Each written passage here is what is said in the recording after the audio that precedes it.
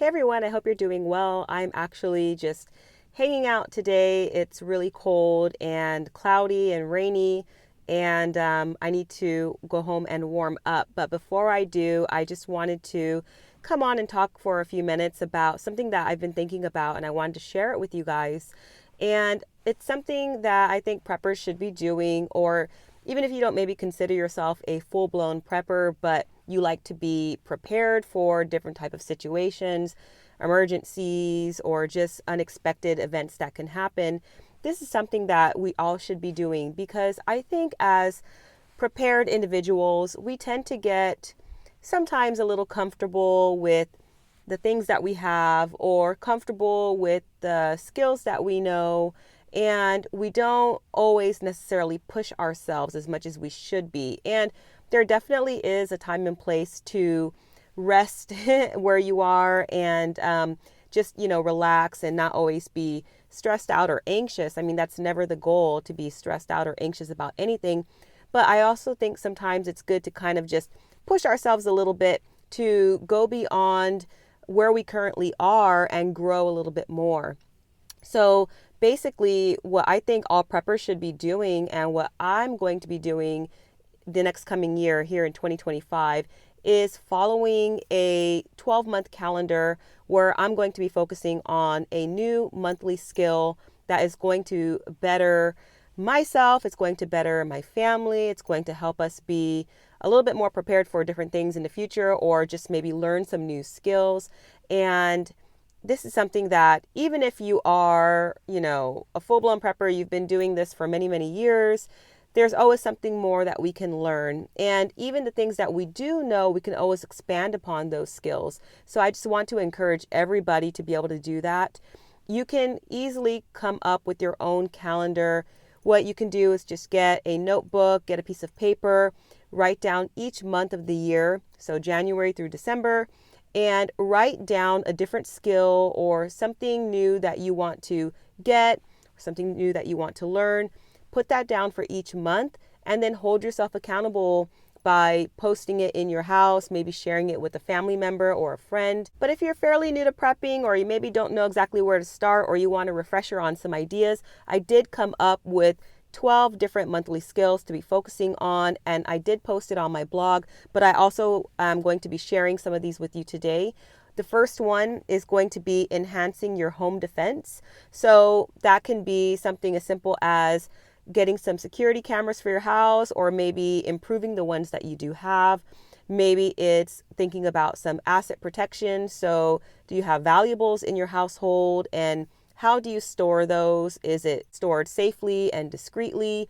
Do you want to look at maybe some more personal self-defense, guns and ammo? Do you even have knowledge on how to operate some personal defense items? So I encourage you to just figure out something new that you can do in regards to home defense. It's going to look different for everybody, and that's okay, because we are all in different places. We all are comfortable with different things. So whatever that is for you, just expand upon that. Another great skill to work on is forming an evacuation plan out of your local area, your local town, wherever you are. You want to have multiple routes out of your town. You don't want to wait until you actually have to leave your area to figure out what are going to be some best routes out of the area. You want to know that in advance. Have at least 3. Try and be strategic in the way that you are planning your escape routes, because you got to think about all the ways that most people might want to leave your particular area, and then find alternative ways. And if you're in a pretty remote area, then you're probably going to be okay with just finding some basic routes out of there. But if you are in a city or in a town, then you want to be a little bit more strategic with that. Another skill that I encourage everyone to focus on is solar cooking. You want to learn some alternative ways to cooking. And of course, using a fire is perfectly fine to do, and that's another skill to learn. That could be a great one to incorporate into your calendar. But using a solar cooker does take a little bit of technique, and if you have not practiced that, or if you have not mastered that, then I highly recommend doing so. It took me a little bit of practice before I got good with my solar cooker, so I encourage you to do that potentially for one of your skills for the upcoming year. Another great skill is foraging for edible plants in your local area. So everywhere that you are, you can forage for something that is edible, and it's really a great thing to do to learn what these types of plants are, because sometimes plants, weeds, whatever it is that's growing, they can look very similar to other things that are not edible. In fact, it could be very dangerous to consume these things. So knowing in advance what type of plants, what type of shrubs, berries, whatever it is, what around you is edible, what can you eat, and then even practicing foraging for these items. It's one thing to have the head knowledge, but it's another thing to go out and find these items and practice. So that's going to be another great skill that you can learn. Another great one is going camping. And camping seems pretty simple, and it is, it can be, but there's also an art to it sometimes. And it's one thing to just have the idea that you can go camping with a tent, but it's another to actually get out there in the elements, pitch a tent, and practice camping. And if you are not somewhere where you feel very comfortable camping, you can camp in your own backyard. You can even camp in your house if you have maybe young children, or you're not courageous enough to just kind of get out there in the outdoors yet.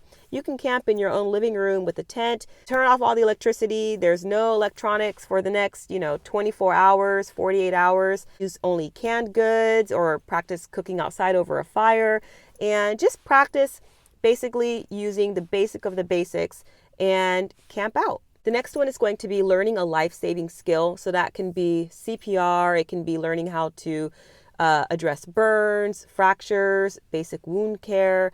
There's a lot of different things that you can learn. And sometimes we've learned these practices, these techniques in the past, but it's been a long time. And the thing with medical care is you want to stay kind of current with your knowledge. You want to stay up to date. You want to refresh your memory with some of the things. I know I've taken quite a few CPR classes, and if I don't go over that, revisit that information often, I tend to forget. So that's just an encouragement. Usually the Red Cross will offer a lot of different free classes that you can check out. And if all else fails and you can't find somewhere local where you can go and learn some of these skills, there's always YouTube and some other, I'm sure, really great online resources that you can check out. Another great skill is starting a compost pile. So this is something that it takes time to do. You can't just start a compost pile and be able to reap the benefits from it right away. It takes a long time. So if you haven't started composting, now is going to be a great time to do that in the upcoming year. The great thing about composting is that you are going to be creating this amazing soil that you can put back into your garden when you're growing your vegetables, or put it in your fruit trees, and it's going to save you on just commercial fertilizers. It's going to offer you more nutritious food than even the commercial fertilizers will provide, and you're going to be learning another very important skill set. So I highly recommend learning how to compost as one of those skills for 2025. I have my full breakdown for the 12-month calendar year on my blog at homesteadjourney.com. You can go there to see the rest of the items that are on the list. Definitely check that out. If you are going to do this challenge in the upcoming year, let me know down below. I'd love to hear from you and cheer you on. I know I'm going to be doing this, so I really hope that you all do it as well. And the really good thing about doing this is that, let's say, even if you know all of these skills or some of these skills, you can expand on them. You can get better at them. And if you're sitting there saying, hey, I'm a pro in all of these areas, I don't need to practice any of these things, well, then find someone around you who is willing to learn and teach them, because then we can make the community around us even better and equip them with skills that are life-saving and that are just really essential, that have been lost throughout the past couple generations. So thank you so much for watching, friends. I hope you're having a wonderful day. Take care, and I will talk to you soon. Bye.